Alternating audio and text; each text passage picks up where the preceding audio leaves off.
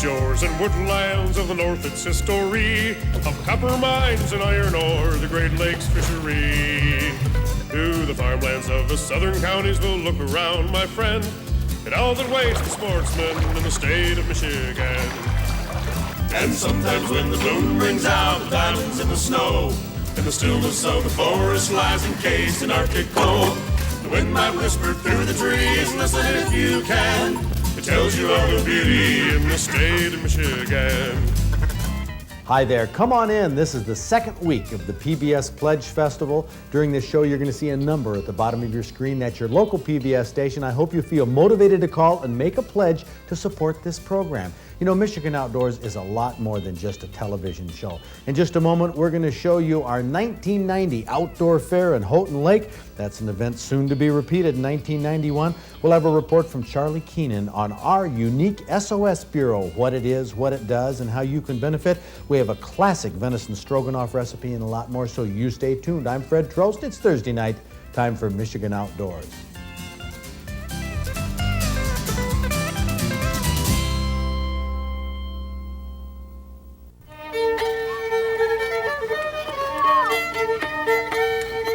You guessed it, some people came to the outdoor fair just to fiddle around, but it added a new dimension to our muzzleloaders village, a living encampment of colonial tents and teepees where authentic crafts and skills from early America were demonstrated. The 150 participants in this year's rendezvous represented many time periods in America's past, and a new event was a colonial cooking contest. You're looking at beef collops with onions, an early American dish. Look at this. Can you believe it? Bob Klauka and his family from the Eagle Rose Trade Company brought a log cabin to the fair, an authentic cabin typical of what you'd find people living in 200 years ago. The Klaukas spent their nights here. This wasn't just an exhibit. The crowd loved seeing a living example of colonial history. Inside the high school, nearly 100 exhibitors had booths in the gymnasium and the cafeteria, buying, selling, trading, talking, appraising antique fishing tackle and duck decoys. That was done by Dr. Jim Kane from Midland and John Schaffner, two nationally recognized collectors. Hunting and fishing trips were talked about. People made reservations with charter captains such as Emil Dean and the Renegade Ranch Hunting Preserve in Sheboygan. And you know, that's part of the fun of the fair, talking to experts face to face about guns and fishing tackle and outdoor experiences.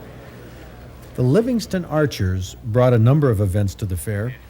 One new one was the International Bowhunters Round, 30 targets in the woods, each at a different distance, but simulating hunting conditions. The deer silhouette is between two trees. You can't see the whole target, just like hunting, and the arrow has to be threaded between the trees.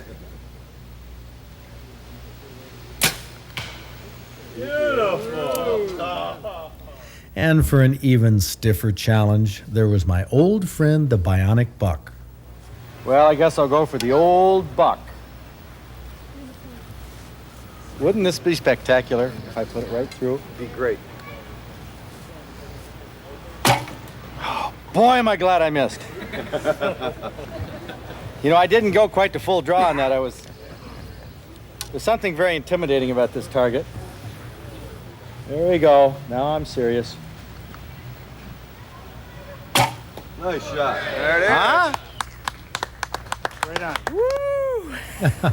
Beating the bionic buck always leaves you smiling. For long-range shooters, the big bear was a unique challenge.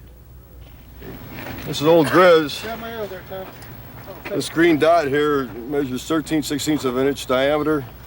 And what the fellows are trying to do here is hit this green dot inside. If it touches the... Don Rasmussen explains that the arrow has to be within the black ring, not touching it anywhere, in order to win the Yamaha Big Bear four-wheeler donated by Hackers Yamaha of Houghton Lake. From Corey, Pennsylvania, Jerry Lindberger, and his shooting buddy, Carlo Shandwell from Spartansburg, Pennsylvania. Last year, they were shooting at the Arrowhead on the Outdoor Fair pin on the bear. They nearly won the grand prize using high-tech sights. Carlo with a 75-pound bow, Jerry shooting one slightly over 100 pounds draw weight. That's close, Carly. Well, that was pretty close. That was pretty close. It was an amazing shot. John Ford shows us in slow motion how the arrow didn't appear to be affected by the wind that gusted across the 130-yard distance. Only a few inches off the mark. An amazing display of accuracy, but not close enough. The Big Bear four-wheeler went unclaimed. Professional hunting dog trainer Charlie Lindblade from Ann Arbor teamed up with his dog, Smoke, a German Shorthair, to demonstrate the skill of a trained pointer searching out a live quail hidden in a brush pile. No, not in this brush pile, according to Smoke, who searches for scent on the Houghton Lake High School athletic field. But here's the bird. Bob Garner's sporting dog shows thrilled the crowds when they saw points like this. Shorthairs, setters, and pointers in field conditions. We'll have an expanded feature from this outdoor fair dog show later in the year, where you'll see the retrievers, trained by Alice and Bob Steiner, making multiple retrieves and answering to hand signals. This lab is particularly well trained. Watch it heel, then turn the dummy over to the trainer.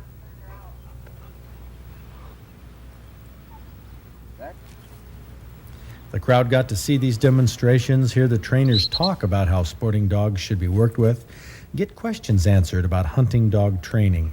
I imagine a few puppies were purchased at the fair, too. Clay pigeons took a real beating behind the high school at the shooting shows. Michigan's sporting clays champ, Red Ball, brought the target throwers he developed especially for sporting clays. We tossed targets all directions, including right over the heads of the shooters. Harry Reinfelder steps up to take a bird in a crossing shot. Bird! Then it's my turn to try to match Harry. Bird! The real competitor to beat is Red Ball. Bird! Red's hard to beat because he's the only Michigan shooter to hit 49 out of 50 at sporting clays. 30 out of 50 is a good score. Now we move directly under the path of the clay pigeons, trying to hit them as they wing overhead. Bird!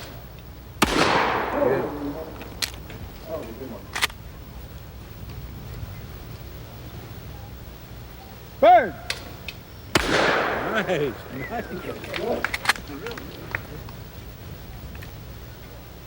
Bird! Well, we all did it. So to increase the difficulty, we take 10 steps toward the trap. Harry and I go first. A miss would put us out of the running. Bird! Oh, whoa. Right in the sun. Sun is wrong. Yeah. Bird! What? Well, neither Harry or I could shoot fast enough, and the birds got into the sun. Now, if Red breaks his, he wins the event. Bird!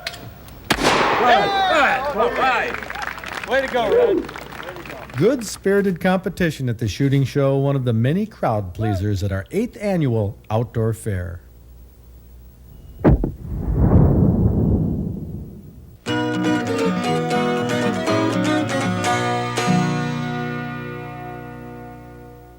Well, that was our 1990 outdoor fair. The one this year will be very similar with a great new shooting show, dog shows. All the events you saw will be there. How do you get in? Well, you can pay the $5 at the door. A lot of people do. Or if you're an Outdoors Club member, call now, the number at the bottom of your screen. You can become an Outdoors Club member along with your pledge of $40 or more.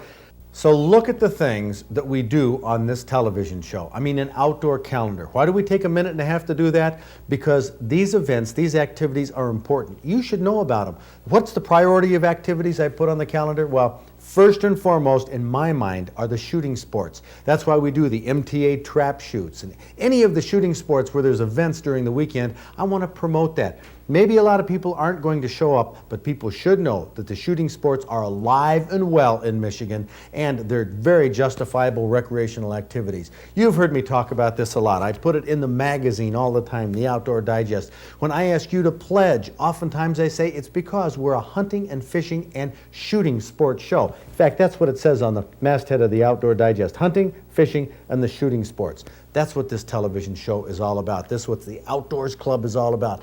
We've kept up our share of hunting features on TV, but shooting sports, we can do more. We have features we're going to do on guns, selection of guns, handling of guns, even by non-sportsmen and kids. This isn't done in the schools, very frankly, where it should be done. You know all the things they teach kids in schools, crying out loud, drugs and sex and the whole 9 yards, everything they want to know.